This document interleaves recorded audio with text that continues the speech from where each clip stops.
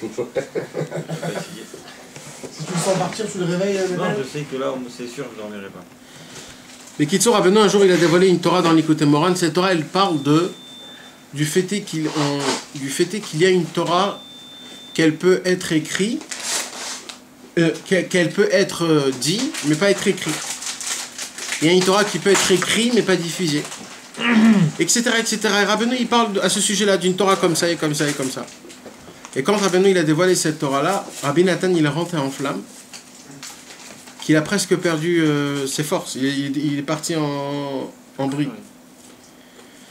Et Rabbi Nathan, il vient pour sortir dehors et pour crier dans le monde en entier. Écoutez les gars, il y a un tzaddik qui s'appelle Rabbi Nachman, c'est lui qui va sauver le monde. Et vite, Rabbeinu l'a attrapé comme ça à la dernière minute. Il lui a dit, sache, t'arriveras à rien à faire avec ta façon de faire. C'est pas maintenant le moment. Et voilà, et ça s'est arrêté comme ça. Donc c'est vrai que il y a des moments, il y a des endroits, il y a des ça, je suis d'accord, Bazman, c'est pas le moment. Et maintenant, c'est le moment, maintenant c'est fini. Baruch Hashem, on n'est plus dans les opposants et dans ça. Baruch Hashem, aujourd'hui, nous sommes dans une koufa. C'est la koufa, la chaîne de la talon du Mashiach, tout le monde le sait. Et c'est une koufa, on doit crier. Qu'est-ce qu'on va faire? On va perturber le monde en disant que le tzaddik c'est Rabbi Nachman? Baruch Hashem, aujourd'hui, une grande quantité de juifs, Baruch Hashem, je ne sais pas combien de pourcents de juifs reconnaissent que Rabbi Nachman c'est le tzaddik. Écoute-moi une chose très importante. Très important de savoir. Tu sais que quand un rav il étudie la Torah et qu'il étudie pour recevoir son diplôme de rav, ça ne lui suffit pas de connaître toute la Torah pour avoir son diplôme. En plus de ça, il faut qu'il fasse quelque chose de très dur. La personne, elle peut connaître un maximum de Torah. Et ça fait pas de lui un rav. C'est quoi qui fait de lui un rav? On appelle ça en hébreu Shimush Talmid Chacham. En plus de toute sa connaissance de Torah, cet homme-là, il doit y aller chez un autre rav, s'asseoir à côté de lui et de voir comment il répond à des gens. Comment ça, pourquoi? Parce qu'on dit on dit c'est comme une petite blague, c'est pas une blague, c'est une petite. On dit il y a 4 Shulchan Aruch. Orach Chaim, Yoredea, Even Haezer et Choshen Mishpat. Et il y a un 5e Shulchan Aruch aussi. Ce 5e n'est pas écrit. C'est quoi le 5e? C'est l'instinct. L'instinct. C'est un instinct spécial qu'il y a des réponses que tu peux répondre à lui mais pas à l'autre. Et il y a des réponses que tu peux répondre à certains et pas aux autres. Et d'une façon ou d'une autre façon. Ça, c'est pas écrit dans le Shulchan Aruch. Le Shulchan Aruch, il est clair et net, sec. Il te dit pas le sentiment, etc., etc. Et pour ça, il faut s'asseoir à côté d'un rav et de voir comment on regarde, comment on parle, comment on est avec les gens, etc., etc. Il ne faut jamais, et ça c'est très important surtout chez les Breslev, mais même dans tout le judaïsme, il ne faut jamais inventer des choses. Que ça part d'une bonne bonté. Tu veux aider, on veut faire. Jamais invente quelque chose. Tant que tu ne l'as pas vu chez un grand tzaddik, tu ne le fais pas.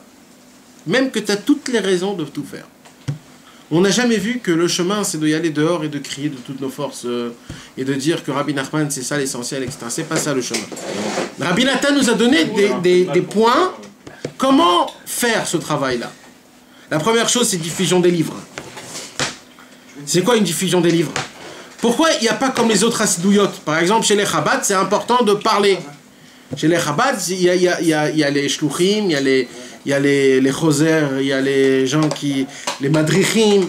Il y a des gens que eux, il faut qu'ils en parlent et qu'ils s'assoivent ensemble et qu'ils reçoivent d'eux. Chez nous, il n'y a pas ça. Pourquoi? Parce que nous, quand on répète les paroles du tzaddik, on perd. Ça perd de sa valeur. Alors qu'est-ce qu'on fait quand par exemple tu racontes une histoire, par exemple? Alors le fait est que tu as raconté de l'histoire que j'ai raconté. Moi déjà l'histoire elle est descendue de niveau. Maintenant l'autre il va raconter cette histoire, ça va raconter. Le 10e va raconter cette histoire, il n'y a plus aucun. Alors. C'est pour ça que je suis toujours le 10e en fait, je crois. Alors qu'est-ce qu'il te dit Rabbi Nachman? Il te dit Rabbi Nachman, prends un livre et donne-lui. Ça va faire son travail. Tu vas approcher quelqu'un, donne-lui un livre. C'est tout. Un jour, il le dira. Parce que pour pas que ça soit déformé. C'est plein, il y a plein de raisons à ça. Plein de raisons. Pour qu'on a besoin que le circuit se fonctionne tout de suite direct. Papam! C'est une force qui est très dure. Deuxièmement, Ça fait peur. non, c'est ça la beauté de Rabbi Nachman. Le travail de Rabbi Nachman, c'est d'enlever tous ces petits problèmes-là. La peur, le truc qui est trop sec, il vient, c'est dur. Ça, c'est le travail de Rabbi Nachman. Rabbi Nachman, il a dit, je suis venu pour les gens qui sont malades et faibles. Comme ça, il a dit. Malades et faibles. Moi, je suis le docteur de ces gens-là. Dans quel sens? Spirituel. Dans le sens, ok, d'accord. Des gens que quand tu leur parles un peu de Torah, ça leur fait un peu oh là là, c'est angoissant, c'est dur, je suis pas adapté. Non, là, je disais c'est dur pour l'enseignant.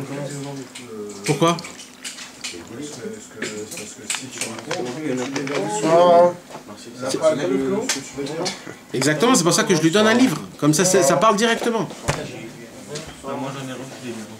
Ben, Vraiment, Khazak, bonjour, ça c'est va? dur à ouvrir, c'est dur à penser. Ah, ça aussi, c'est une des raisons. C'est quoi une des raisons? Une des raisons, c'est que pour recevoir la lumière du tzaddik, il faut que c'est toi qui te casses. C'est ta volonté que tu te dis, c'est dur, on ne peut plus, mais quand même, allez, viens, on va faire un petit truc, je vais l'ouvrir ce livre. Et tu l'ouvres. Quand tu fais ce geste-là, ça t'ouvre beaucoup déjà. Par contre, quand tu viens chez un cours, etc., c'est beau, c'est bien. Mais c'est sympa, ça veut dire, bon, je m'assois et après je pars. Mais quand tu viens chez toi à la maison et tu te dis, oh là là, je suis obligé, il faut que je l'ouvre ce livre. Mais en tout cas, quand tu te le fais, ça, c'est spécial. Mais est-ce que c'est spécial parce que je ne l'ai jamais fait? Non. Parce qu'il y a un spécial d'ouvrir un livre. Ah bah oui, ah, bah non, eh ben non, sache que non. Tu sais, regarde, moi j'ai ouvert le livre. Moi, ça fait 20 ans que j'ai des livres de protège, je t'en parle. Moi, ça fait 20 ans que j'ai des livres de Rabbeinu à la maison. Et j'ai plein. J'ai le Xémorade, j'ai les Parchements de l'Inde, j'ai la totale, d'accord? Et 20 ans que je ne joue pas le livre. On m'a pas motivé. Peut-être j'y croyais pas vraiment, peut-être j'étais pas encore prêt, peut-être j'étais dans mon truc à moi, comme on dit, j'étais pas. Ok? Et là, j'ai commencé à lire un livre, à ouvrir un livre de Rabbi Nachman. La vie de Rabbi Nachman, les 7 fondements. Je te promets que je languis d'aller rentrer chez moi pour ouvrir le livre. Ça fait un mois que je ne regarde pas la télé. Un mois, je rentre à la maison, c'est que pour ouvrir un livre.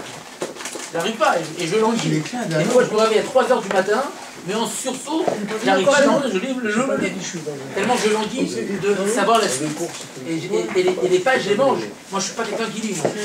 Et moi, j'ai ma femme qui lit du matin au soir. Moi, je suis pas quelqu'un qui lit. Et je languis, je mange les pages.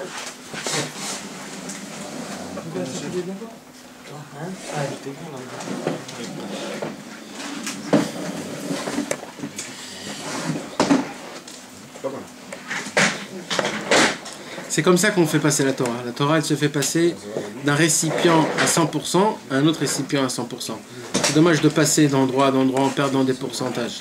C'est pour ça que tu donnes un livre, ça fait son effet. C'est le tzaddik lui-même qui te parle. Le livre lui-même. C'est lui, tu vas recevoir du direct, qui va la recevoir. C'est comme ça qu'on fait passer la Torah. Malheureusement, nous, on n'est pas assez apte à donner et à faire. Vous savez, Rabbi Nachman, il avait plein d'élèves. Plein d'élèves. Et malgré tout cela, l'élève élu de Rabbi Nachman, celui qu'on va dire entre guillemets, il a continué Rabbi Nachman, c'était Rabbi Nathan. Maintenant, la question qui se pose, c'était quoi? Qu'est-ce qu'il y avait de spécial chez Rabbi Nathan pour que c'est lui qui puisse donner la continuation de Rabbi Nachman? C'est pas une continuation, mais on va dire... Parce que, pourquoi je pose cette question-là? Parce qu'on voit que Rabbi Nachman, il avait plein d'autres élèves beaucoup plus grands que Rabbi Nathan, entre guillemets. Beaucoup plus grands. Des élèves qui voyaient Eliyahu Hanavi tous les jours, des élèves qui entendaient la Torah des anges. Ils écoutaient la Torah des anges dans le ciel, dans la yeshiva dans le ciel. Et Rabbi Nathan, d'après ce que nous, on croit et on sait, c'est que Rabbi Nathan, c'était un homme qui était comme nous, simple. C'est pas simple, mais ça veut dire que c'était un homme qui n'avait pas de surplus. Ça veut dire il ne voyait pas des choses. C'était un très très très très grand sadique. Mais c'était un homme qui était à peu près comme nous. Il avait des combats, il avait le Yetzirah à se travailler. C'était un homme comme nous, quoi. Et pourquoi ça a été lui qui a été le plus... Il savait transmettre. C'est pas qu'il savait transmettre, c'est plus que ça. Tu sais à quoi ça ressemble quand quelqu'un, un jour, il écoute un cours.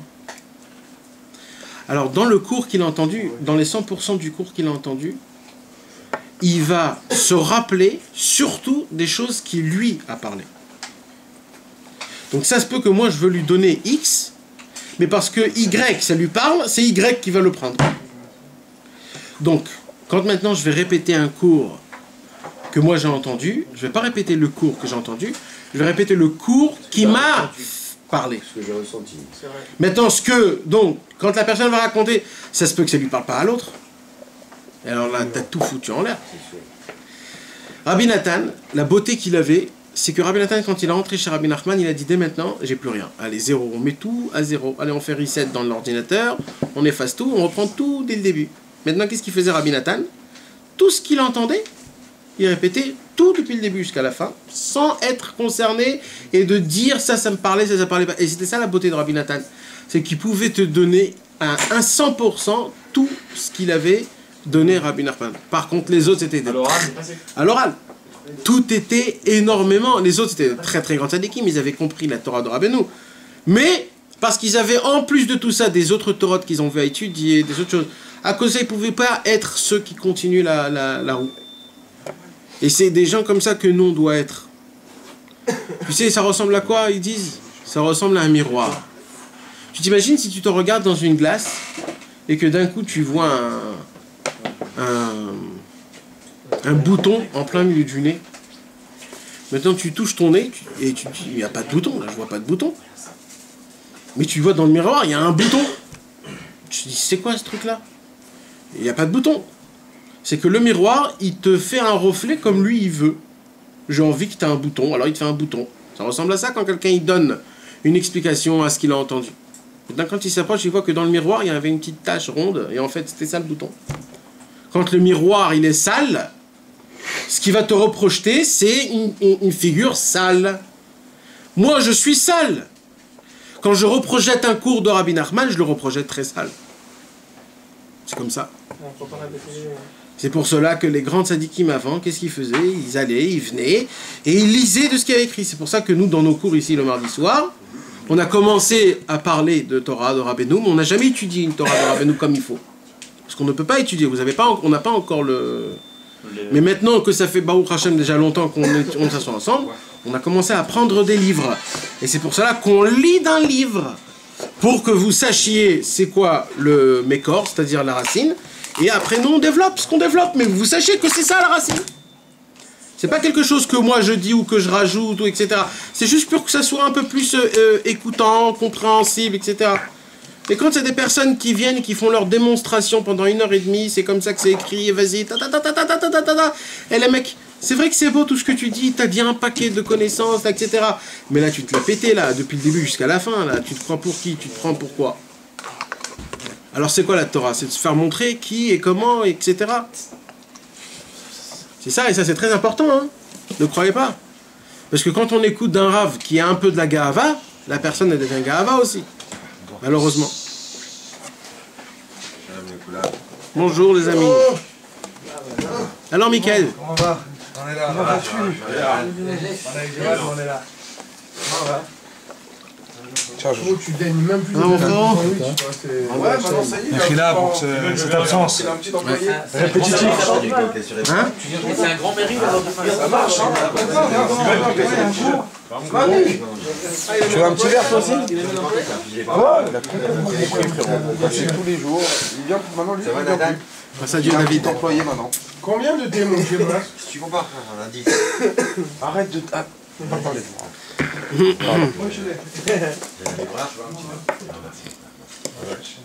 Alors, t'es là quand même. David, T'es là quand même.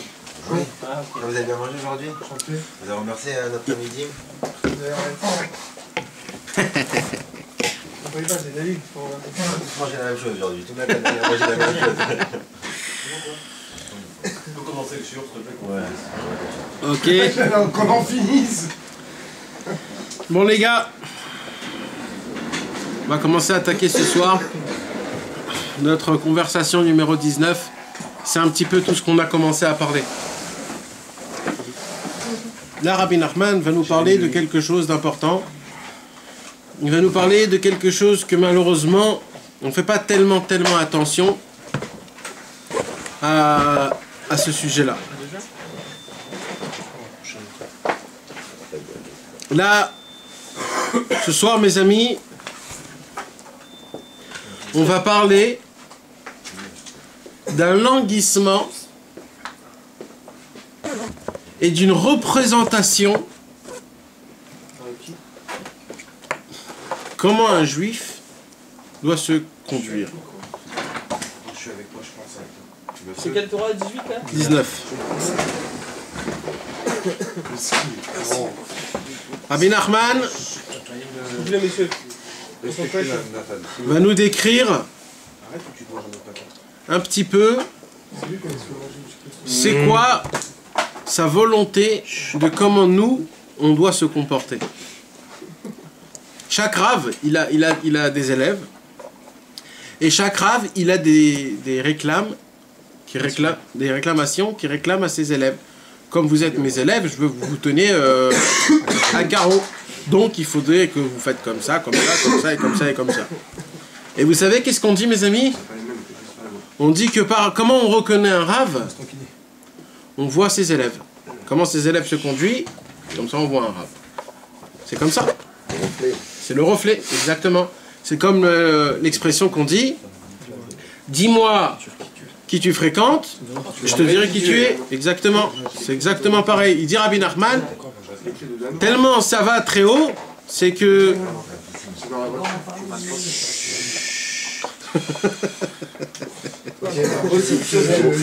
C'est un mauvais reflet. C'est un mauvais reflet. Tu vas pas étudier du rabbin, toi. Bonne soirée.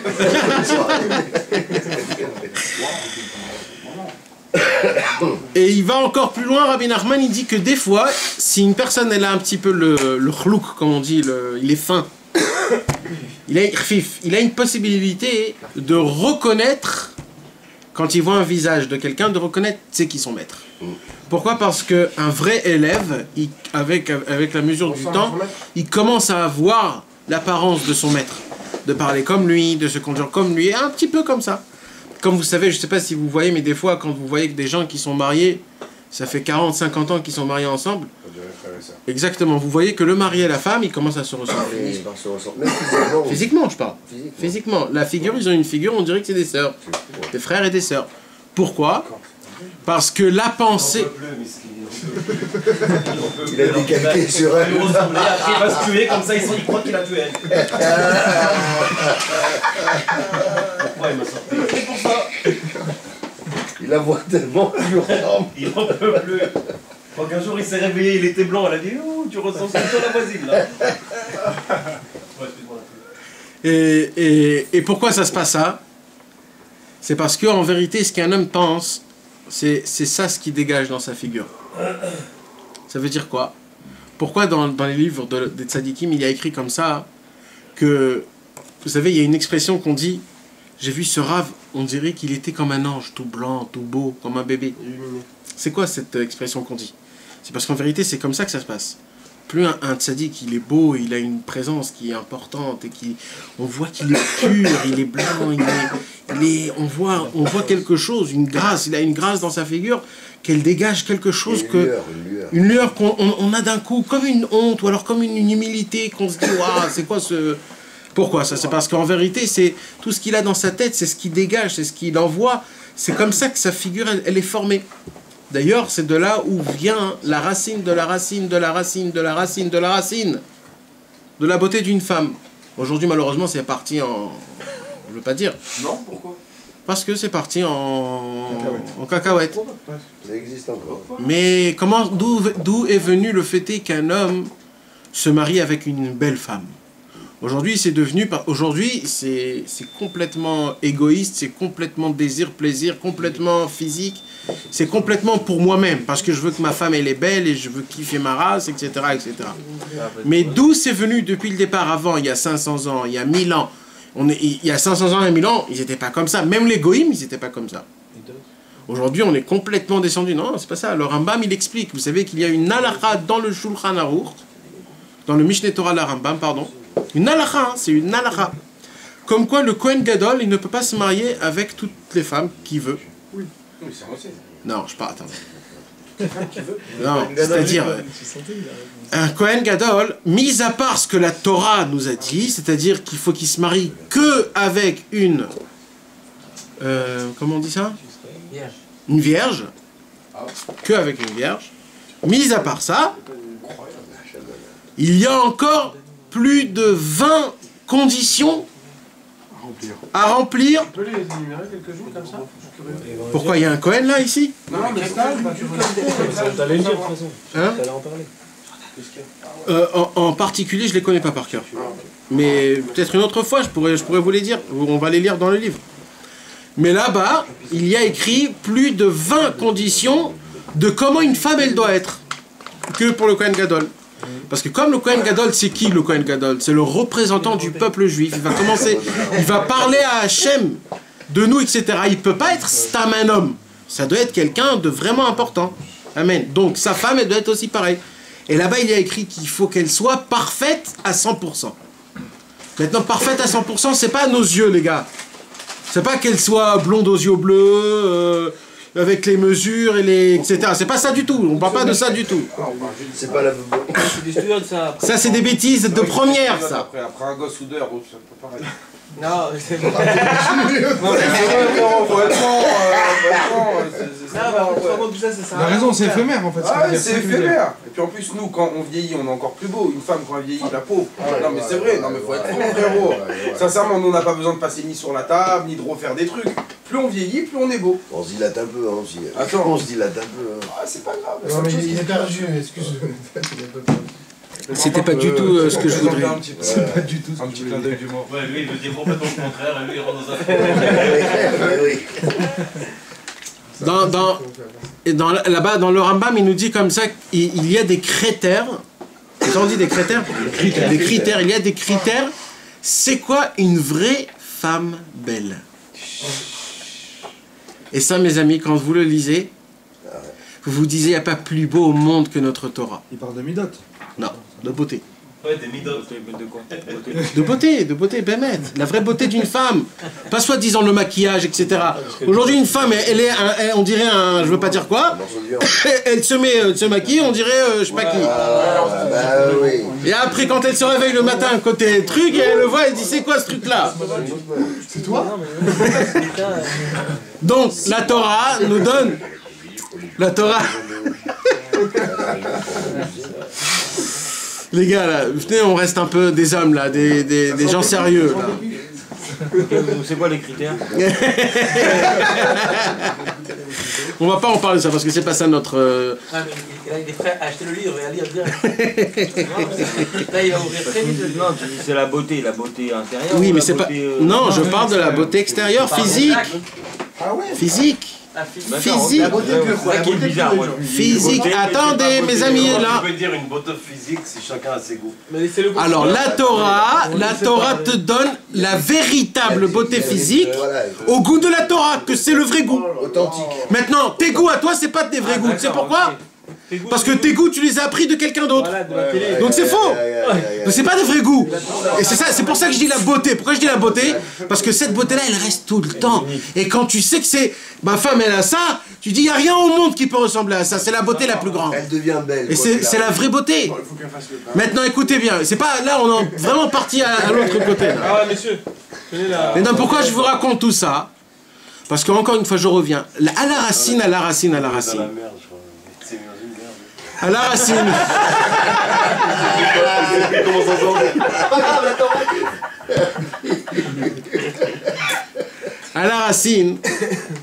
la racine, quand avant une personne, il cherchait une femme qui était belle. Pas parce qu'il avait ses plaisirs et ses envies, etc. D'ailleurs, une femme, quand elle est née, elle a cette grâce. Non, elle a ça en elle qu'elle veut être belle. C'est pas pour rien. Ah. Même une femme la plus horrible qui puisse exister, elle veut être belle. C'est comme ça. Kadosh Baruch Hu, il a fait ça. Pourquoi? Pour la raison que je parle. Parce que, hein? Esther Amalka, on dit que c'était la plus belle femme, je sais pas quoi. Il parle de physique, comme Physique. Donc par rapport à ce que tu dis. Elle Elle avait ces caractéristiques-là que tu parlais. Toi. Ouais. Mais on va pas rentrer dans ça. T'es belle comme une meuf de 17 ans. C'est beau. Et Sarah Imenu, elle avait 120 ans, elle était belle comme une fille de 20 ans. Imagine-toi, 120 ans. Bon, maintenant, écoutez les gars. D'où vient cette chose-là? C'est pas quelque chose de ta'ava, mes amis. C'est pas parce que ils avaient une ta'ava. On parle pas de plaisir et de désir égo personnel, chas v'shalom. On parle pas de ça. La racine de tout ça, vous savez d'où vient? C'est ce que je vous ai dit tout à l'heure. Un homme, comment... Avant, il n'y avait pas comme aujourd'hui, quand un homme il veut se marier avec une femme. Alors aujourd'hui, comment ça se passe? Le mec il commence à la draguer jusqu'à qu'il l'amène chez lui à la maison. À la fin, ils habitent ensemble pendant 2-3 ans. Et après, ils se disent, ouais, je crois que c'est bon, et on se marie. Voilà, c'est comme ça. Avant, c'était pas comme ça. Avant, juste, on essayait de parler, de dire c'est qui la famille, de qui elle vient, c'est qui ses parents, c'est qui ses frères, c'est tout. C'est qui les parents, c'est qui les frères. Si on voit que les parents et les frères, ce sont des bonnes personnes, on se dit que la femme aussi, c'est une bonne personne. Et quand on voyait que c'était une bonne personne, on la voyait quelques minutes avant la roupa, et après, ils rentraient sur la roupa, ils se mariaient. Ils n'avaient jamais échangé ni de paroles, ni de rien, ils n'avaient jamais rien échangé. Maintenant, comment un homme, il peut tout de suite, peut-être elle ne me plaît pas, peut-être elle n'est pas bien, peut-être elle ment, peut-être... Alors, la Torah nous a décrit, comment la Torah nous a décrit en nous racontant comme quoi Chava était très belle, Sarah était très belle, Rivka était très belle. Pourquoi la Torah nous dit ces choses-là? Pourquoi la Torah nous dit que Yosef, il était très beau? Etc., etc. Quoi, la Torah n'a rien à y dire? Ah, pourquoi? Parce qu'en vérité, la vraie beauté, quand un homme est beau, physiquement, il est beau intérieur. Non mais Bémet, mes amis, c'est ça. Et c'est pour cela qu'avant les tzadikim se cherchaient des femmes qui étaient belles, parce que si une femme est belle, elle dégage une beauté, elle est belle aussi dedans. Ça reflète l'extérieur, l'intérieur. Exactement. C'est ça qui était moche, dedans, elle était pas. Non, attends, maintenant c'est quoi la beauté? La beauté se décrit... Non, c'est pour ça que je vous ai dit que la beauté se décrit d'après la Torah. C'est quoi la beauté que la Torah nous donne? Donc pour cela, il faut ouvrir... Non, non, c'est pas ça le cours. On est déjà tous mariés, sinon. Maintenant, ce qui s'est passé... Ce qui s'est passé, c'est que malheureusement, on a complètement dégringolé et dégradé tout. Et on est descendu à une chose où ça nous parle que à nous. C'est que nous, on cherche la beauté parce que pour moi, etc., etc. Mais en vérité, la racine de la beauté, c'est parce qu'on dit comme ça. Comment on dit une face en hébreu? Panim. Panim. Comment on dit intérieur en hébreu? Pnimi.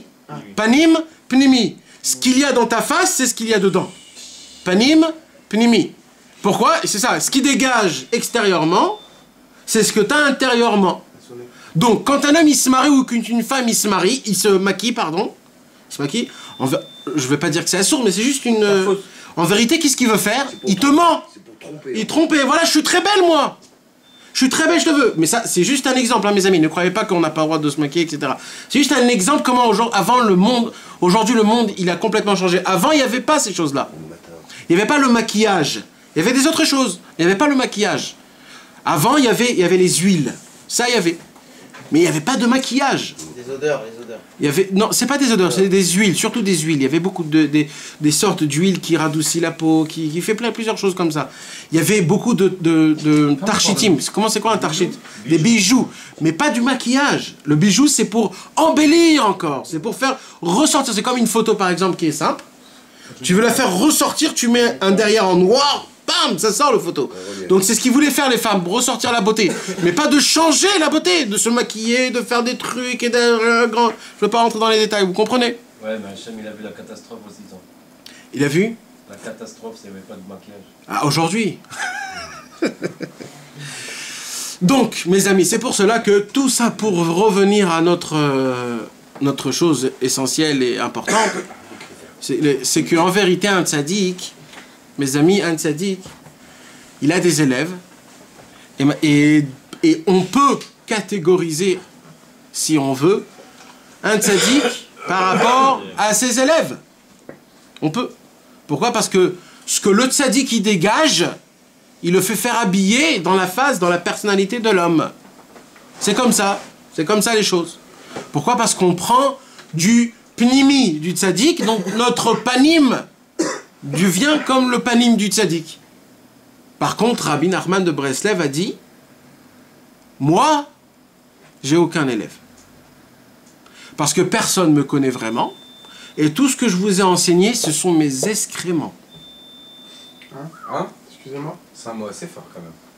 Et c'est ce qu'il a dit en tout cas. Tout ce que je vous ai enseigné, Ce sont mes excréments. Personne au monde a encore touché à la véritable Torah que je la découvre dans le ciel. Car vous n'avez pas cette possibilité. Cette possibilité, vous pouvez vous la faire vous tout seul. Moi, je vous donne ma psonnette. Ce que je jette, quand j'ai terminé de manger, je jette au chien. Moi, je vous jette, je vous donne toute ma Torah, ce sont les restes. Et avec ces restes-là, il dit Rabbi Nachman, vous pouvez devenir des tzadikim énormes. Mais ne vous croyez pas que vous êtes mes élèves. Parce que personne ne me connaît, il dit Rabbi Nachman. Et je ne me suis jamais dévoilé au monde. Car le monde n'est pas apte que je me dévoile. Donc malheureusement, nous on ne peut pas, malheureusement, ressembler à Rabbi Nachman. C'est pour cela que ce qu'on va étudier ce soir a été écrit. Il dit Rabbi Nachman, vous voulez vouloir à quoi devrait ressembler un de mes élèves? Je vais vous le dire. C'est ce qu'on va étudier ce soir, propos numéro 19. Rabbi Nathan, c'était bien son élève. Rabbi Nathan, il a dit comme ça. D'être appelé un élève de Rabbi Nachman, je ne peux pas oser. De dire que j'ai connu un homme comme Rabbi Nachman, je vais mentir si je dis ça. Mais ce que je pourrais dire, c'est que j'étais à son entourage. Et Rabbi Nachman ne considérait pas Rabbi Nathan comme son élève? Rabbi Nachman, Il ne considérait pas Rabbi Nathan comme son élève? il a considéré comme le plus haut des élèves, mais par rapport à lui-même, il a dit tu ressembles à une... Les oiseaux, ils ont des plumes. Ah, tu ressembles à une plume qui se met sur ma veste, et le premier souffle qui vient, elle part tout de suite. C'est light, hein. C'est light. Non, mais c'est beau, c'est-à-dire Non mais ça, mes amis, c'est équivalent à Rabbi Nachman. Pas équivalent à nous. Vous imaginez de quoi on parle? Il y a des gens qui croient qu'on connaît, qu'on sait de quoi on parle. Ouman, ouais, on connaît les Torot, c'est bien. Ouman, Rosh Hashanah, on danse et on chante. Et on se croit des Breslev. Mais les gars, on se trempe complètement. On est hyper, hyper loin, à des milliers de kilomètres de lumière. De lumière. Par contre, Rabbi Nathan, sa beauté et sa grandeur, c'est quoi? C'est qu'il a dilué le Rabbi Nachman pour que nous, on puisse l'avaler et le mâcher. Il a dilué. C'est pour cela que, normalement, on doit étudier plus les écrits de Rabbi Nathan que de Rabbi Nachman, parce que ceux de Rabbi Nachman, on ne comprend pas. Vas-y, allez ouvrir l'écouter Moharan, on ne comprend pas. Par contre, Rabbi Nathan, il a dilué, il nous l'a expliqué, il nous l'a parlé à notre langage, il nous a dit, au notre niveau, il nous a dit, si tu tombes, ça fait rien, frérot, remonte, on est avec toi et tout. Tu comprends? Mais de dire que Rabbi Nachman, c'est ça sa Torah, mais pas du tout, les gars, oh, vous vous trompez complètement. Rabbi Nachman, son travail, c'était autrement, c'était à des milliers de kilomètres on ne sait même pas de quoi on parle. On doit s'attacher au tzaddik. Oui. On doit s'attacher à Rabbi Nathan. Oui. S'attacher à Rabbi Nachman. Oui. Et alors? Alors c'est quoi s'attacher au tzaddik? C'est sa pensée, ce qu'il nous a dévoilé. Hein? C'est ce qu'il nous a dévoilé. C'est ses écrits. Mais pas de dire que ce qu'il a dévoilé, c'est lui.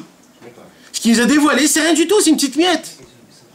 On dit que si on s'attache vraiment au tzaddik, on peut devenir comme lui. Oui, mais ça ne veut pas dire que c'est lui. On ne sait pas c'est qui lui. Lui, ce qu'il nous a donné, c'est une miette. Maintenant, tu peux arriver à lui. Comment, je ne sais pas, mais tu peux. Mais ce qu'il nous a dévoilé, c'est lui. C'est un homme, il étudie tous les livres de Rabbi Nachman et qui connaît par cœur tous les... Il ne peut pas dire que je connais tout Rabbi Nachman. Tu connais rien de ta vie en entière. Ce qu'il t'a jeté, c'est des miettes. Il t'a rien. C'est pour ça. Donc, ce que ce soir, on va étudier, Bezrat Hashem, c'est comment Rabbi Nachman, il voudrait qu'on soit. Maintenant, après ce que je vous ai fait cette déballe là de la grandeur de Rabbeinu, vous allez vous dire, oulala, il va nous sortir ce soir-là, mikveh, bodedut, écoute des tfilot, jeûner, se mortifier, etc. Et ben non, imaginez-vous les gars, se mortifier, se casser en mille. Et ben imaginez-vous les gars que ce n'est pas ça du tout. Parce que dans la Torah, on dit, plus il est grand, plus il est humble.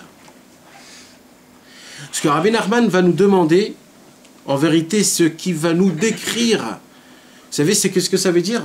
En vérité, Rabbi Nachman va nous dévoiler c'est quoi la volonté que Dieu veut qu'on soit.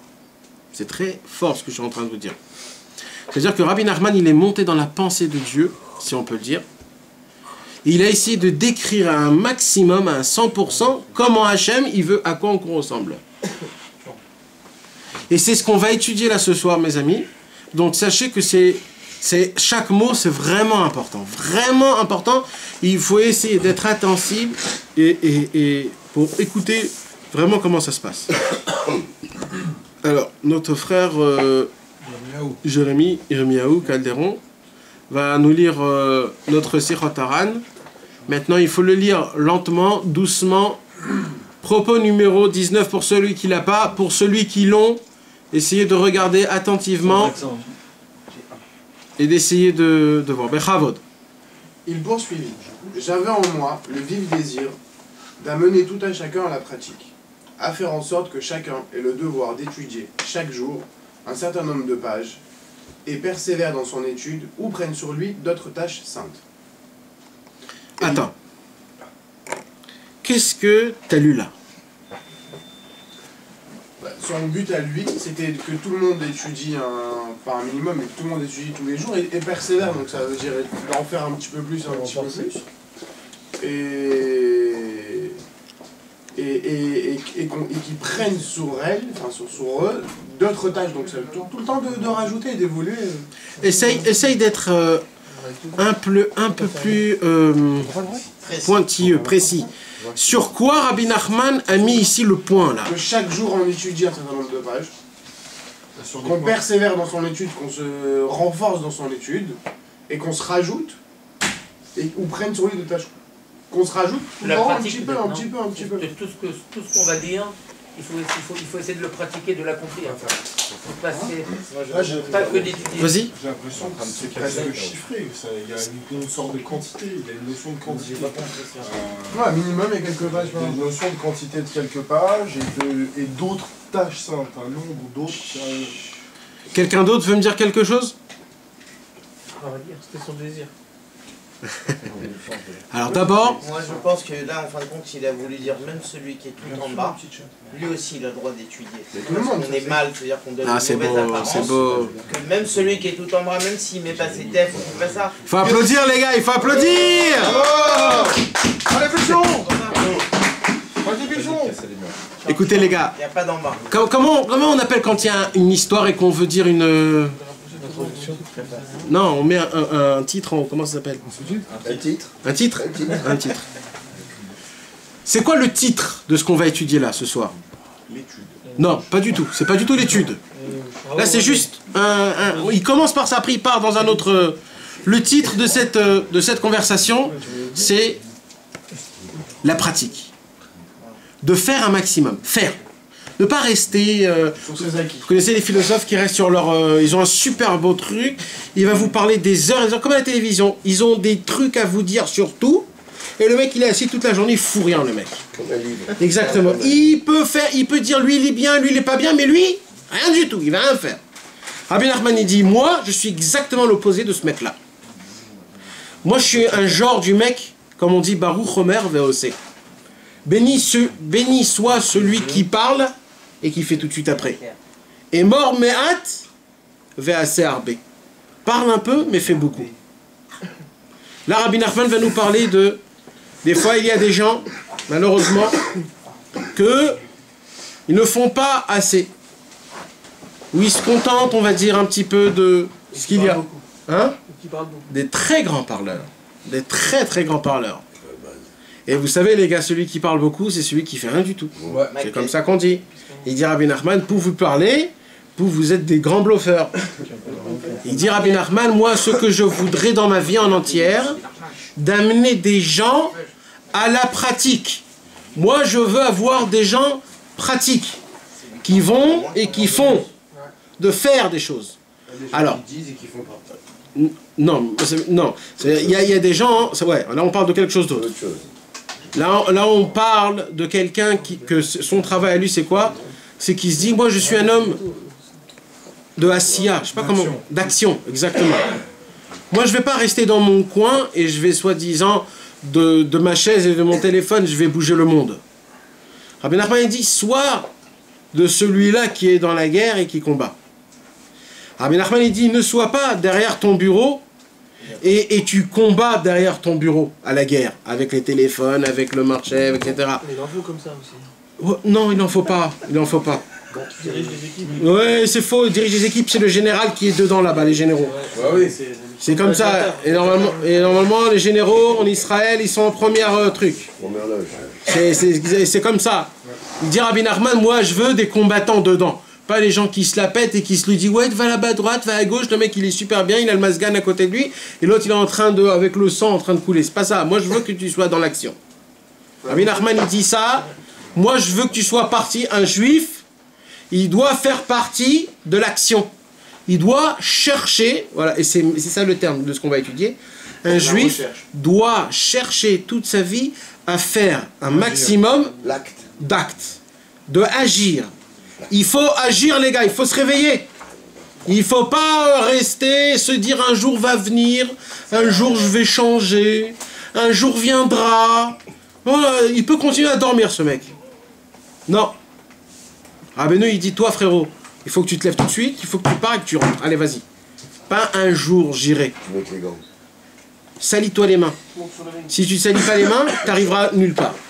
Alors là Rabbi Nachman va nous donner des exemples de ça veut dire quoi agir, ça veut dire quoi de mettre de l'action.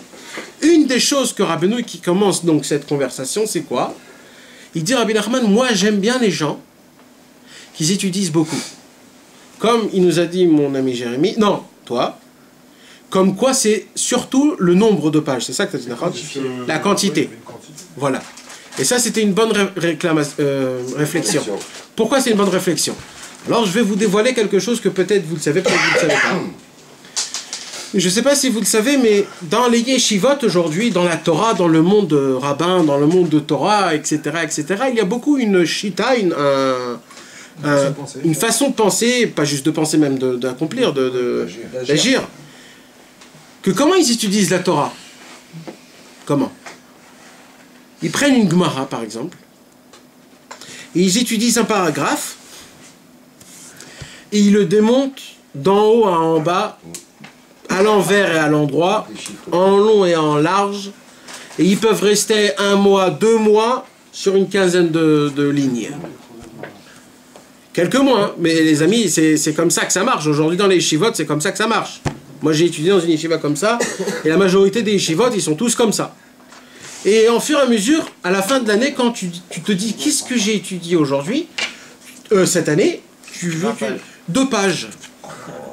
2 pages. Tu as défoncé ces 2 pages. Tu les connais d'en haut en bas, tu peux les rêver, tu connais les nombres et tout. Tout, par cœur. Tu connais.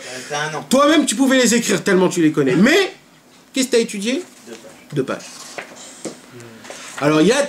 Et la majorité en plus des juifs, c'est-à-dire des étudiants, pas les gens, ils disent que c'est comme ça qu'il faut que ça soit. Hein. Rabbi Nachman, il dit moi, je supporte pas ces gens-là. On lit même si on comprend pas. Rabbi Nachman il dit moi j'ai besoin de quantité. Il faut des gens comme ça. Ça ressemble à quoi? Ça ressemble à quoi? Un mec qui a travaillé pendant des années pour gagner à la fin du compte 1000 euros. Maintenant pour avoir ces 1000 euros là, il s'est défoncé le mec. Mais ces 1000 euros valent 1 an de travail. Donc ces 1000 euros, quand il va les dépenser, ce sera... Mais par contre, il y a un mec, il est rentré dans le business et il s'est dit je vais tirer dans tous les coups. Et là où ça tombe, ça tombe. Et le mec il a gagné le gros lot. En espace d'1 mois, il a gagné les 100 000. Il a tiré dans tous les coups ou il s'est spécialisé? Non, il a tiré dans tous les coups. Il s'est dit je vais partout là où ça marche. Ça marche pas, je suis partout. Je fais de quantité, je travaille nuit et jour. Il dit Rabbi Nachman, à la fin du compte, c'est qui tient l'oseille? C'est les 100 000. Ok, il a mal travaillé, etc. Bon, c'est bon. Tachles, à la fin du compte. C'est lui qui tient le maximum d'argent. Il dit Rabbi Nachman, dans le monde spirituel, malheureusement, le Yetzer Hara, il nous influence tellement vite que le Yetzer Hara, il nous a à nous en grande quantité. C'est-à-dire, il nous a eu le matin, depuis qu'on s'est réveillé, il nous a eu, on s'est réveillé tard. Après, on s'est dit, bon, avant de mettre les tefilines, je vais me faire un petit kiss, je vais faire un piment. Et on se mange, vas-y. Après, on se dit, oh là là, il est un peu tard, je vais aller au travail, il va au travail. À midi, il se rappelle qu'il n'a pas mis les tefilines, il se dit, bon, je vais les mettre ce soir. Il rate mincha, il met les tefilines à la dernière minute de shkia. Et en temps cela, il a un peu parlé du Lachon Hara, un peu du Motzi Shemra, il a un peu menti à l'autre, il a un petit peu volé de l'argent, il a un peu fait des débats, il a un peu, etc. À la fin du compte... À la fin du compte, il se dit, qu'est-ce qui s'est passé là? Le Yetzer Hara m'a eu sur 120 points. Alors quoi, maintenant je vais commencer à déchiffrer 2 mots et me casser la tête? Il dit Rabbeinu pareil, il faut avoir le Yetzer Hara avec le plus d'argent que je peux. C'est-à-dire je vais faire un maximum, je vais agir un maximum. Même si c'est pas en grande qualité. Mais j'ai besoin de mes flingues à côté. C'est vrai que c'est pas des bons flingues, mais c'est des flingues qui tirent, donc j'en ai besoin de 10, 15, 20. Donc j'en ai, je sais où les attraper. C'est pas le vrai mag qui tire 400 000 en une seule truc. Mais j'en ai à toutes mes portes, toutes mes trucs. Donc il dit Rabbi Nachman, j'aime plutôt les personnes qui étudient ça en grande quantité, même qui ne sont pas rentrés approfondément et qui n'ont pas décortiqué, etc. Mais au moins ils comprennent, ils savent ce qui a été écrit. Donc la quantité, j'adore, il dit Rabbi Nachman. Maintenant, dans une autre conversation, il dit Rabbi Nachman, il va encore plus loin, il dit, vous savez quoi? Allez même jusqu'à même pas comprendre.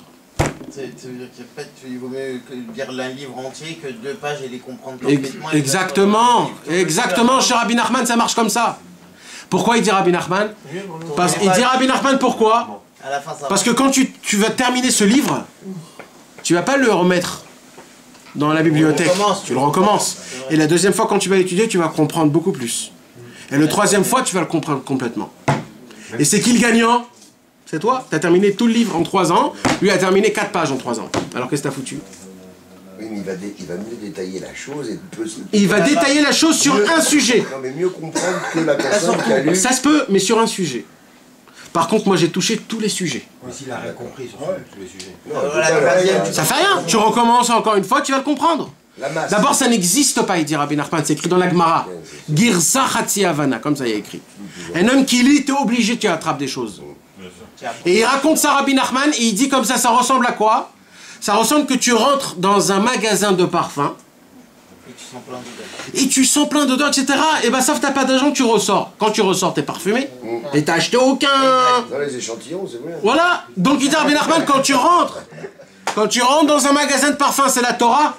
Même que t'as acheté aucun parfum, tu ressors parfumé. Exact. C'est une belle. Bravo. Elle est trop belle, celle-là. C'est une métaphore. Une belle métaphore. Donc, premier point qu'on a étudié ce soir, un exemple que Rabbi Nachman nous donne sur l'action, sur agir, comment on dit? Sur l'action. Sur l'action. Sur le fait qu'on doit être toujours actif, en mouvement, prêt à combattre, toujours prêt à esquiver, prêt, je suis toujours prêt, je suis là. En garde. Pas le mec qui s'assoit et qui ne fait pas et qui se dit oui, etc.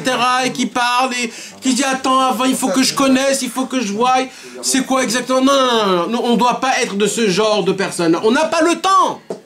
Et vous savez pourquoi, mes amis? C'est parce qu'on n'a pas le temps. Le Yetzer Hara, il nous a trop vite. Si on était il y a 500 ans, si on était il y a 1000 ans, alors ok, on a le temps de déchiffrer, on a le temps d'étudier petit à petit. Mais vous savez c'est quoi le problème? Le problème c'est que quand on est né déjà, on a complètement dérivé dans notre endroit. On a connu toutes les mauvaises choses, on a goûté à toutes les mauvaises choses. On a fait un paquet de mauvaises choses. Et toi, tu veux te réveiller en plein milieu de ta vie et te dire, je vais commencer à déchiffrer 4 pages. Mais là, frérot, là, ça fait très longtemps qu'on est passé, là. Donc là, tu dois un maximum de mettre dans ton cerveau, de te purifier. Car la Torah, elle n'est pas faite pour le cerveau. La Torah est faite pour la Neshama. C'est vrai que c'est un peu grave de ne pas comprendre. Mais quand même, je vais vous dire quelque chose. La Torah, on l'étudie pas que pour la connaître. La Torah, on l'étudie parce que ça nous lave notre Neshama.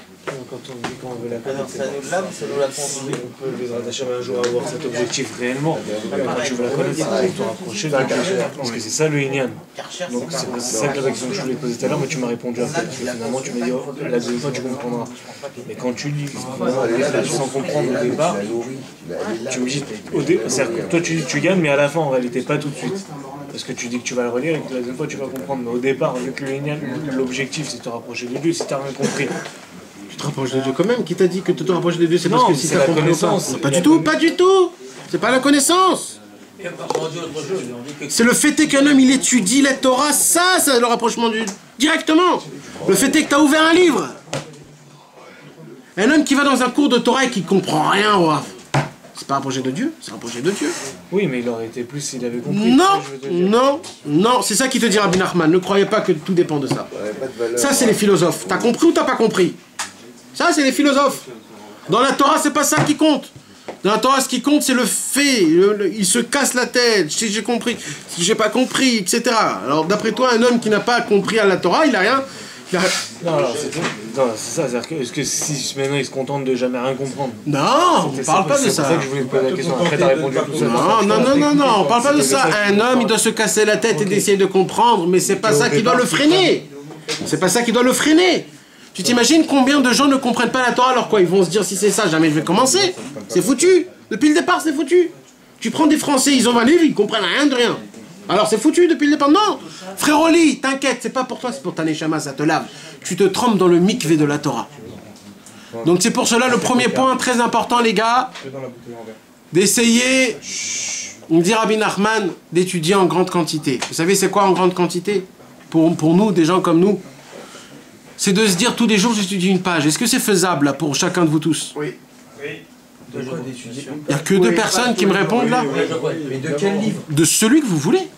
N'importe lequel. N'importe lequel. De Torah. De Torah, n'importe. Hein? Bah oui. N'importe lequel. La Torah, c'est la Torah. Avec Itrasco, de quoi? De tout ce que vous voulez. Non, mais il y a une différence entre étudier et lire. Est-ce qu'il est possible de lire ou d'étudier? Étudier seul, c'est...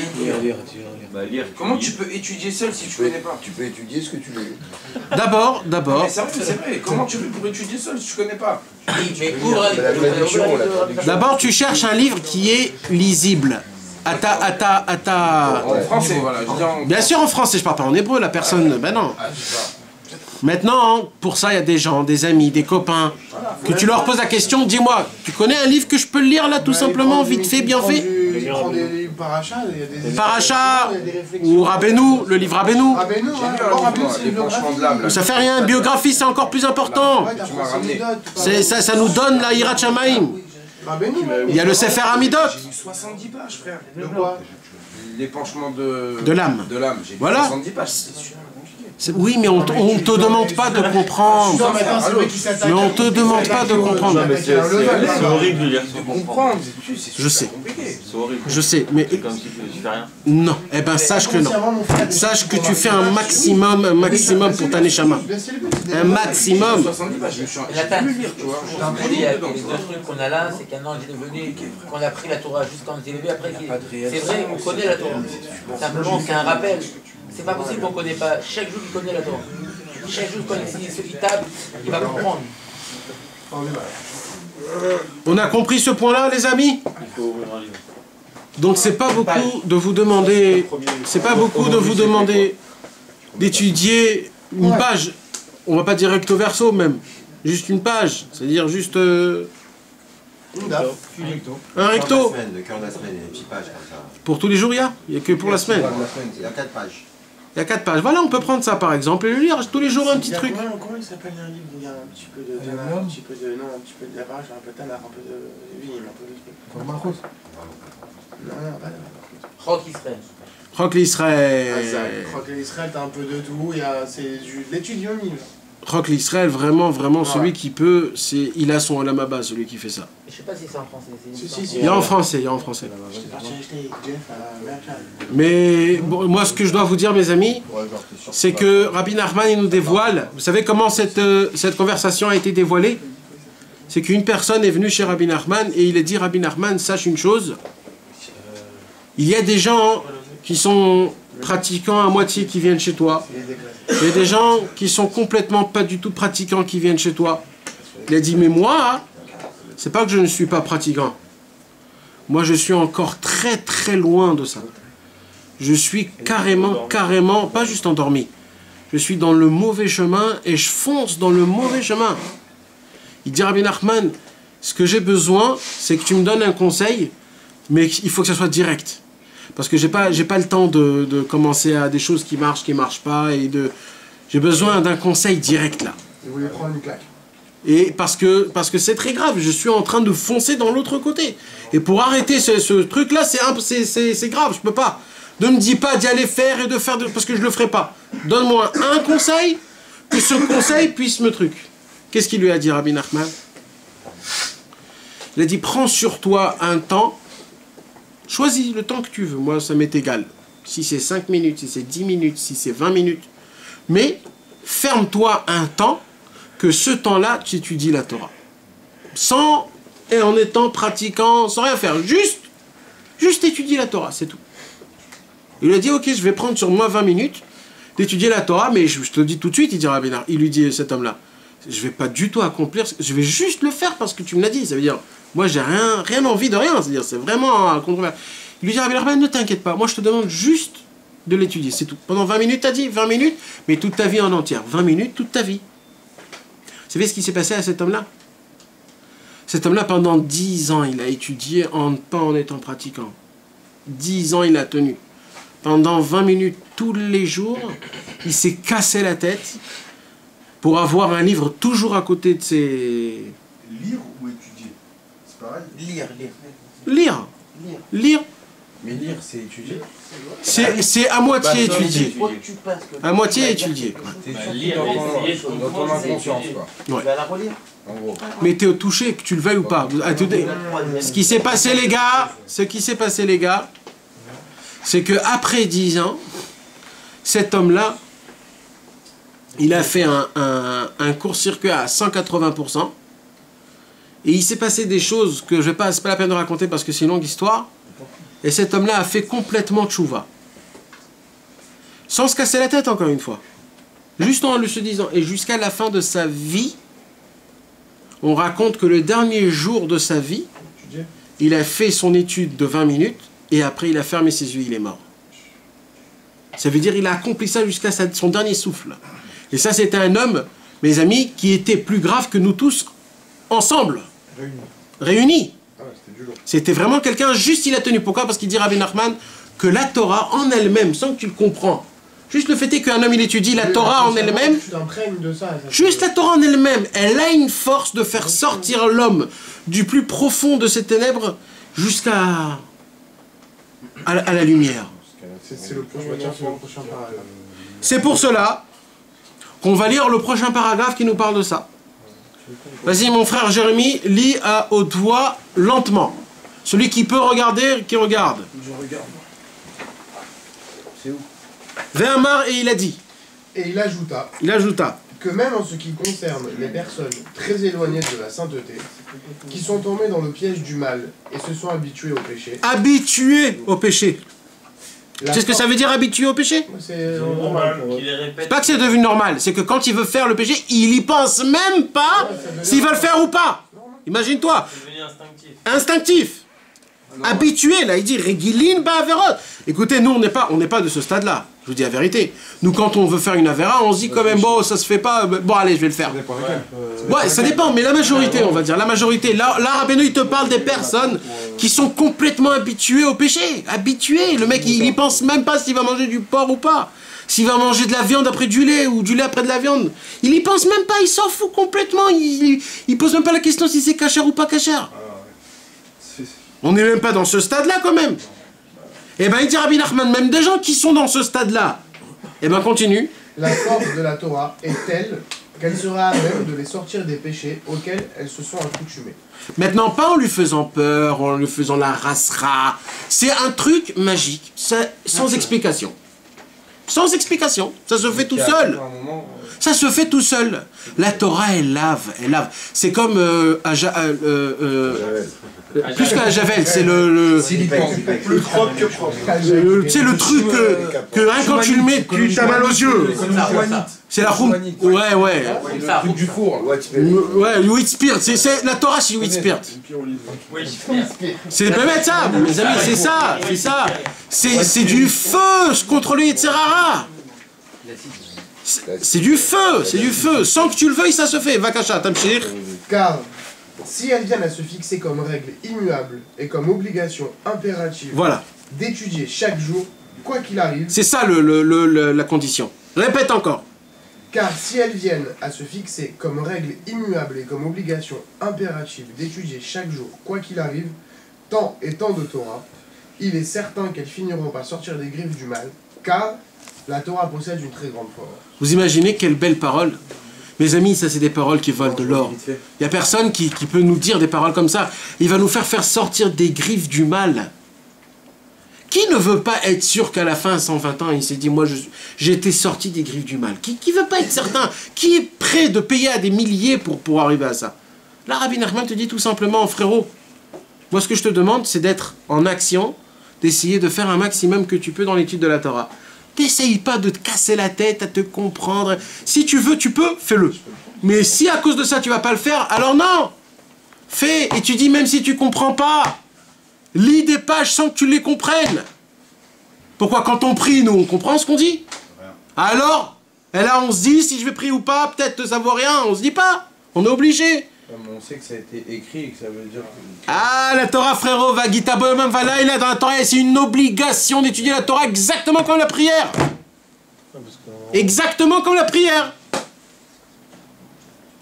Et ce qui est beau dans la prière, c'est dans l'étude, c'est que c'est pas 3 fois par jour. Et des fois, c'est 1h30 le mi-plombe. Là, c'est quand tu as envie et le temps que tu veux. Mais, quand tu t'es dit 5-10 minutes, de ta vie en entière, tu ne bougeras pas de ça. Il faut les respecter. Ouais, parce qu'on a toujours entendu que quand on étudie sans comprendre, c'est pas considéré comme une étude. C'est contre ça que Rabbi Nachman parle. Ouais, c'est quand on étudie ça, c'était avant. Ça, c'est pour des gens que depuis le départ, quand ils sont nés dans la Torah. Alors eux, oui. Parce que eux, ils ont le temps, ils ont né. Mais nous, des gens comme nous, qu'on est nés dans la gadoue, on est nés dans je veux pas dire quoi, on n'a pas le temps, frérot. Il faut en mettre des paquets dans la tête pour que ça se passe. Maintenant, Rabbi Nachman va nous décrire, en résumé, l'importance de ce que je vous ai expliqué, comme quoi un homme, il doit essayer d'être toujours actif, prêt dans le chemin, dans le combat, dans la bataille, et pas d'être en haut et on dit allez à droite, allez à gauche, allez tout droit, baissez-vous, rentrez. Non, non. Nous, on doit être dedans, dans l'histoire, dans le film. On doit être le star du cinéma. On ne doit pas être les gens qui courent autour, ou alors les gens qui font la métaphore. Nous, on doit être le star de la cinéma. Les caméras sont fixées en nous. Les caméras nous regardent, nous. Pas à côté, pas à droite. Rabbi Nachman, c'est pour cela qu'il dit, moi j'ai besoin que vous essayez d'accomplir un maximum que vous pouvez. De chercher à faire des mitzvot. De chercher à faire des mitzvot. Vous savez à quoi ça ressemble? Quand des fois vous entendez quelqu'un qui fait un déménagement par exemple. Alors là normalement nous on se dit je vais éteindre mon téléphone parce que s'il m'appelle comme ça je suis pas là. Hein? C'est ce genre de personne. Il dit Rabbi Nachman cette fois-ci achète 2 téléphones comme ça si il t'attrape c'est sûr et certain qu'il va t'attraper. Cherche une mitzvah, aide ton prochain. Va lui demander comment ça se passe, ça va, ça vient aujourd'hui. On dirait que tu te sens pas très bien, tu veux pas qu'on sort, on va manger un petit truc ensemble. Ou alors tu viens travailler chez moi, ou alors tu viens faire ça, etc. De chercher à faire des mitzvot. Les chercher vraiment. Alors vas-y, lis-nous Jérémie. Il a toujours préconisé et désiré avant tout que l'on serve Dieu par des actes et pratiques, avec candeur, et que notre travail en matière de sainteté soit toujours accompli simplement. Simplement, c'est ça la beauté, et le point où Rabbi Nachman veut nous apprendre. Simplement, on ne se casse pas la tête, la Torah elle n'est pas compliquée les gars. Là où vous voyez que c'est compliqué, arrêtez. Arrêtez. Par des actes et pratiques, genre. Ah, ouais, non, parce que là, c'est ça, je vous dis, le titre, c'est l'acte, et le pratique, ça c'est certain. Mais tu sais ce qui va se passer quand je te dis toujours acte et pratique, tu vas rentrer dans des bobines de ta tête, tu vas te dire, mais je vais devenir fou, le gars. Ben non, là, il te dit, Rabbi Nachman, écoute, frérot, sois relax, décontracte-toi, toute la Torah est simple. Elle est simple. Ça rejoint ce que tu nous dis pratiquement à la fin de tous les cours, quand tu nous dis, les frérots, on a étudié quelque chose, maintenant mettez-le en commun. Voilà, c'est l'essentiel, Rabbi Nachman. La chose qui ne supportait pas, c'était les grands parleurs. Vous connaissez Aristo et comment ils s'appelaient les autres là, les imbéciles, comment ils s'appelaient? Freud. Descartes. Non, Aristo, il avait un ami, comment il s'appelait? Platon. Aristo. Ah, Platon. Aristo et Charles. Vous savez c'était qui ces grands imbéciles là? Des penseurs. C'était pas juste des penseurs. Aujourd'hui, Je sais pas si qu'est-ce qui va regarder ces vidéos-là, mais il y aura des gens qui vont me... Aristote, ceux qui ont inventé les plus grandes pensées, les plus grandes connexions, comment ça se passe, comment l'homme humain il doit se conduire, toutes les fonctions, etc., etc. Mais vous savez ce qui s'est passé un jour Aristote parlait, et un jour il est parti. D'un coup, il est parti, il est rentré dans une cabane. Et ses élèves, ils étaient en train d'étudier toutes ces paroles, jusqu'à qu'ils sont arrivés à un problème. Alors ils ont dit, on va aller le voir dans la cabane. Et il répond pas, ils ont ouvert. Et là, qu'est-ce qui s'est passé? Ils l'ont attrapé avec une femme qui était déjà mariée. Ils ont dit, quoi? Toi qui nous enseigne le droit chemin, la pensée comme il faut? Je lui ai dit, écoute, quand tu es assis là-bas, je suis Aristote, quand tu es ici, je suis moi-même. Ça veut dire le mec, en fait, il faisait ce qu'il avait envie, en fait. C'était un très très grand parleur, un très très grand penseur. C'est pas que c'est un schizo, c'est qu'on est tous pareils, les gars. On est à peu près tous pareils. Et Rabbi Nachman, il ne supportait pas ça, parce que les plus grands parleurs, c'est des plus grands charlatans. Rabbi Nachman, il disait, moi, ce que j'ai besoin, c'est pour ça que quand vous allez monter dans le ciel, vous allez venir avec des actions. J'ai besoin, j'ai fait ça, j'ai aidé un tel, j'ai fait ça, j'ai imprimé ça, j'ai fait ça, j'ai donné ça à ça, j'ai créé ça, j'ai créé. C'est ça qu'on a besoin dans le ciel, dans la valise qu'on doit emmener dans le ciel après 120 ans, c'est les actions. C'est pour ça que Rabbi Nachman, il te dit là, ici, mais ne rentrez pas dans des angoisses et dans des rasras en se disant comment, etc. Non, il faut être simple. C'est une satisfaction aussi de savoir pourquoi on fait les choses. Oui, ça donne encore plus envie de le faire. Alors d'abord fais-le, après tu verras. Ouais, okay. Après tu verras, c'est comme ça, la Torah toujours te donne, après la vision de ce qui s'est passé